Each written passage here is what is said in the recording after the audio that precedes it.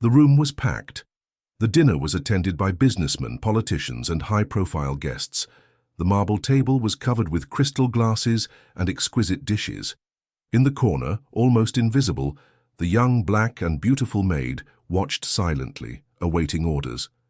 The millionaire, in a gesture calculated to display his power, called out to her loudly. Everyone turned. With a cold smile, he ordered, "If you want to eat, do it here, on the floor, in front of everyone." The hall erupted in laughter as the young woman, her face flushed and her tears held back, bowed before the cruel gazes. But no one there knew. That scene would be remembered not for her humiliation, but for the revelation that would follow. As she silently shared the dish placed on the floor, some guests whispered among themselves, intrigued. A necklace hung discreetly around her neck, reflecting the light from the chandelier. An elderly gentleman, a respected figure, widened his eyes upon recognizing the engraved coat of arms.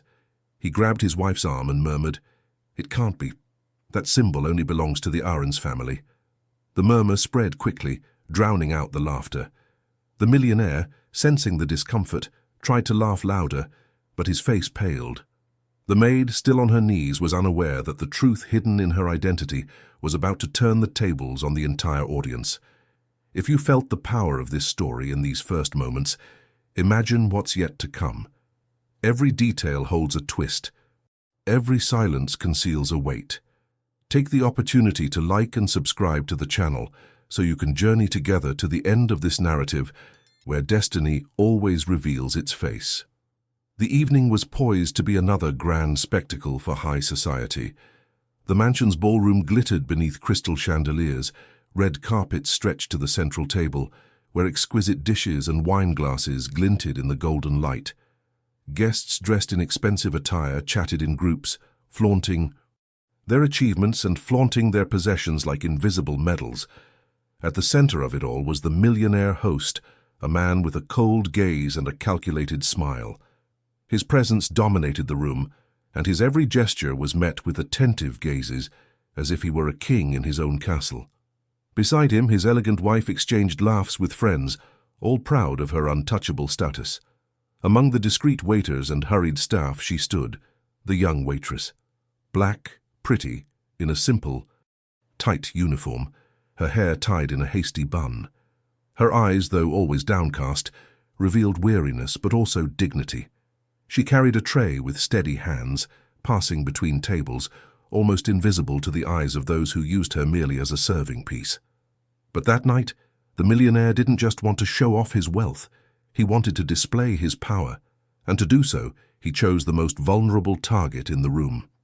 As conversations mingled with the clinking of cutlery, he called out to her, loudly silencing part of the room.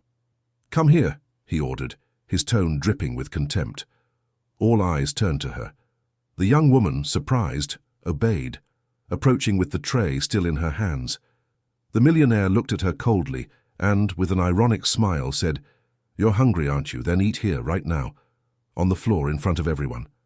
The entire room fell silent for a second, until a few chuckles broke out, timid at first, then louder. The guests thought it was just another eccentricity, a cruel joke disguised as humor. The young woman froze. Her eyes welled up, her hands trembled, but she didn't dare refuse. The millionaire pointed to the floor as if it were an inverted throne. "Here," he repeated. "It's the only place you belong." Laughter erupted. The maid, her face flushed and tears held back, knelt slowly, while the room watched her as if she were a spectacle prepared to entertain the elite. With each passing second, the pain in her soul grew, but there was something else no one noticed. On her chest hung a discreet necklace, which would soon reveal a truth capable of transforming the evening into an unforgettable scandal. The hall, illuminated by glittering chandeliers, became the stage for a cruel spectacle. The millionaire, seated at the head of the table, savored every detail of the scene he had created. While the guests reveled in the young maid's humiliation, he raised his wine glass as if toasting his own cruelty. The waitress, kneeling on the floor, had a makeshift plate before her. Laughter surrounded her like a chorus of mockery. The sound of laughter mingled with the clinking of cutlery and the muffled sound of the orchestra, creating a painful contrast. While everyone else reveled in luxury, she was reduced to nothingness. "Look," the millionaire said, his voice thick with mockery, "this is how someone like her should eat, on the ground, to remember her place." The words provoked another burst of laughter. Women, in elegant dresses, waved fans in front of their faces, hiding sneers. Men in expensive suits leaned in to whisper to each other, making cruel comments that reached the young woman's ears. She tried to control her tears. Her watery eyes reflected the golden light of the room, and each tear that threatened to fall felt like a triumph for her master. The food before her was tasteless. It was merely a symbol of shame, a bitter dish served before everyone. But then something changed. As she bent down to lift the spoon to her mouth, the delicate chain around her neck came loose, allowing the pendant to slip out of her uniform. It glinted in the chandeliers, catching the attention of a few attentive guests. An elderly man with grey hair and a respectable bearing widened his eyes as he recognized the engraved symbol. The crest was unusual. It belonged to an ancient family, a name carrying power and history. He nearly dropped his glass as he muttered, "It can't be. That coat of arms." His wife, equally shocked, grabbed his arm and whispered, "Are you saying that she—" Whispers began to spread, first in low voices, then in louder phrases, until the music seemed to lose ground to the hubbub. Many guests were no longer laughing. Now their eyes were fixed on the kneeling young woman, no longer as an object of mockery, but as a riddle about to be revealed. The millionaire noticed the change in mood and tried to cover it up with more arrogance. "What's up?" he said, slamming his glass on the table. "Go on. Why have you stopped laughing?" But it was too late. The heavy silence betrayed that something had been seen. The maid, still with her head bowed, had no idea that the truth hidden in her necklace was beginning to turn the night against the one who had humiliated her. The hall, which minutes before had been filled with thunderous laughter, was now plunged into a strange hubbub. The looks on the kneeling young woman were no longer merely mocking. They were filled with curiosity, doubt, even astonishment. The discreet gleam of the pendant around her neck, reflecting in the golden light of the chandelier, seemed to carry a weight few dared ignore. The maid, still on her knees, held the plate with trembling hands, trying to pretend nothing had happened. But deep inside she sensed something was different. The whispers were longer, the laughter had disappeared, and too many eyes were fixed on her chest, where the necklace gleamed like a silent revelation. One of the guests, a businessman accustomed to dealing with symbols of power, leaned over to his neighbor and murmured, "Did you see that? It's the Arin's crest. I'd recognize it anywhere." The neighbor, astonished, replied, "But that's impossible. What would a maid do with something like that?" The news spread like wildfire. The whispers grew louder, and soon half the room was talking about the necklace. The millionaire, sensing the change in mood, slammed his glass down hard on the table. The metallic clang echoed, and everyone fell silent for a moment. "Enough of this idle chatter," he said, his gaze hard. "You're paying attention to unimportant details. Look at her. She's just a maid, nothing more." Some guests laughed nervously, trying to join in, but their smiles lost all conviction. The millionaire's own tone sounded more defensive than authoritative. His wife, sensing her husband's nervousness, narrowed her eyes but remained silent. The young maid, still not fully understanding, instinctively reached for her necklace, as if protecting something precious. This simple gesture only heightened the curiosity of those present. An elegant lady, known for her sharp tone, couldn't resist. "Tell us, girl, where did you get that necklace from?" The young woman's heart raced. She stammered, trying to find words, but nothing came out but a whisper. It's just a memory." The millionaire interrupted abruptly, his voice louder than necessary. "Enough! Don't pay attention to this. It's nothing but cheap trinkets." But the effect was the opposite. The entire room stared at him, and for the first time that night, he looked cornered. His voice, previously firm and commanding, now betrayed nervousness. The guests looked at each other. The cruel laughter had completely disappeared. Now everyone was waiting. Not for the maid, but for him. The millionaire, in his attempt to hush up the situation, only confirmed that there was something he wanted to hide. And, at that moment, the humiliation he had planned for the maid began to backfire on him. The hall was abuzz with murmurs. Every glance directed at the young maid now carried not contempt, but doubt. The symbol shining on her necklace had become the center of all attention, as if everyone present sensed they were witnessing something forbidden, a closely guarded secret. The millionaire's wife, until then merely a satisfied observer of the humiliation, began to look at her husband differently. Her eyes narrowed as if she had suddenly realized he knew more than he was letting on. She couldn't bear to lose control of the situation. In a cold voice, she asked in front of everyone, "Why are you so nervous, dear? Didn't you say there was nothing to hide?" The millionaire, surprised by his wife's tone, tried to remain calm, but his voice trembled as he replied, "Because it's absurd," he exclaimed. "They're turning something ordinary into a gala affair." The nervous laughter he tried to force fell flat. The guests, on the contrary, intensified their disapproving looks. No one found it funny anymore. What had once been a spectacle of cruelty was now a scandal ready to explode. The maid, kneeling, clutched the necklace to her chest with trembling hands. Her heart was pounding as if she might faint at any moment, but deep down a strange feeling was growing. Perhaps it was time to stop hiding. "Where did you get that from?" insisted the elegant lady, the one who wasn't afraid to speak. Her mind. Her voice echoed throughout the room, causing everyone to fall silent. "This coat of arms isn't just anything. This coat of arms belongs to blood." The word blood hung in the air like a sentence. The millionaire snorted, slamming his hand on the table, which made some guests jump. "I already told you it means nothing," he roared. "I won't allow this circus in my house anymore." But the reactions were no longer in his favor. The grey-haired old man, who had previously recognized the coat of arms, rose from his chair, leaning on his cane. His deep voice echoed with authority. "If it doesn't mean anything, why is your voice shaking? I recognize that symbol, and everyone here knows I don't make mistakes." The murmurs erupted again. Guests rose, others approached, as if to confirm with their own eyes. The maid, cornered, closed her eyes for a moment, took a deep breath, and upon opening them, realized there was no turning back. His silence spoke louder than any answer. The millionaire, realizing this, tried one last trick. "You are being manipulated by an impostor." But it was too late. Doubt had turned to certainty in the looks around. His wife, arms crossed, stared at him as if demanding explanations he didn't have. And the young woman, still kneeling, felt the weight of humiliation lift. For the first time that night, the ridicule was not on her shoulders, but on the shoulders of the man who had tried to destroy her. The entire room was on the verge of implosion.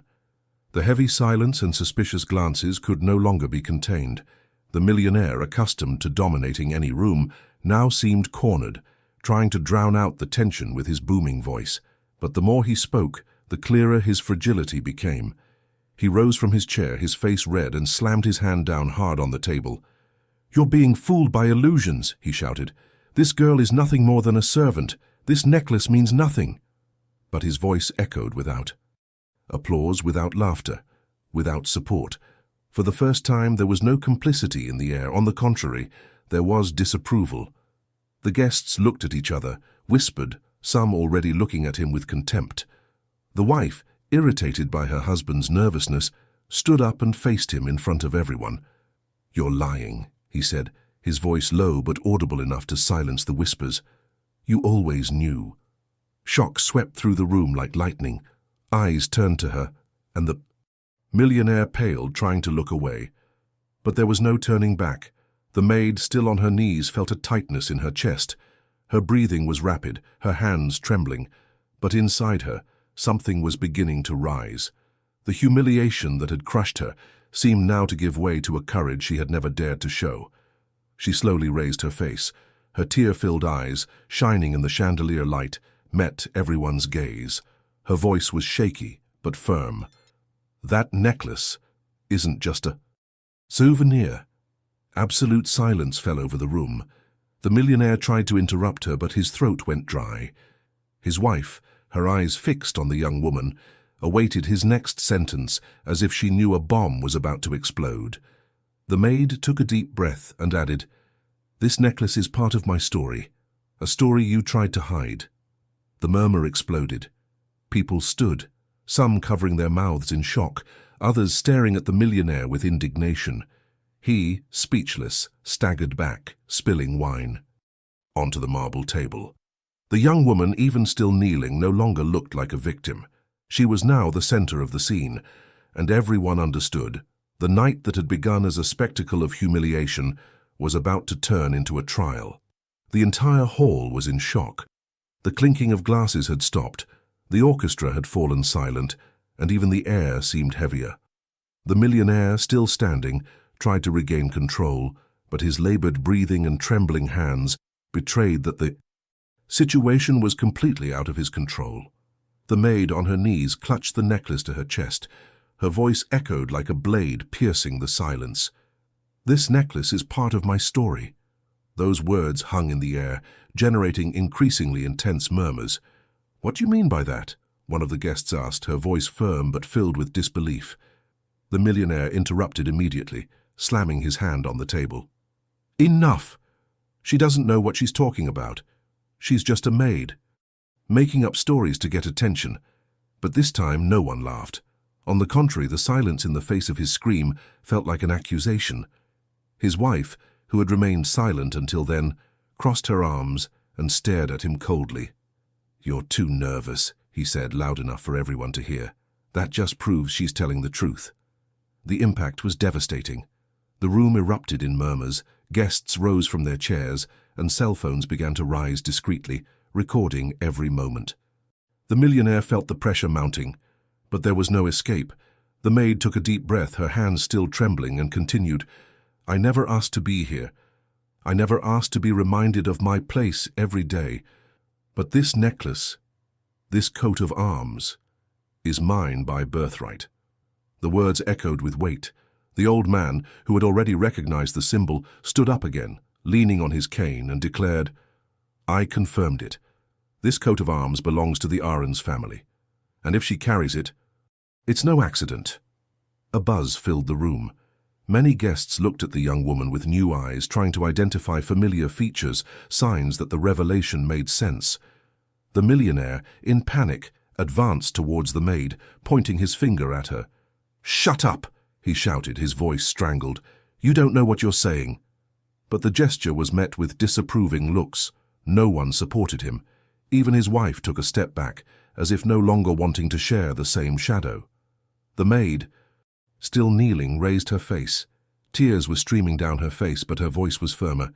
"You made me eat on the floor to prove I was nothing, but today, in front of everyone, I say, I am more than you tried to hide." The guests erupted in comments, some outraged, others shocked. The millionaire, trembling, retreated, feeling that the evening he had prepared to display his power had become the stage for his downfall. The hall was no longer the same, the marble table laden with exquisite dishes now seemed dwarfed by the scene dominating the room. The maid, kneeling minutes before, began to slowly rise, still clutching the necklace to her chest. Her eyes were red, but there was a new flame in them, a strength no one had imagined. The guests murmured among themselves, growing louder. With each passing second, doubt turned to certainty.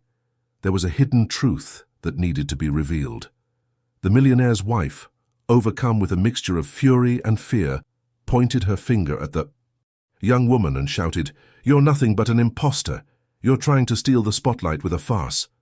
But the accusation rang hollow. The eyes that had previously followed his wife were now fixed on the maid. The millionaire, unable to contain his anger, was sweating and breathing heavily. His silence was already a confession. It was then that the young woman raised her voice.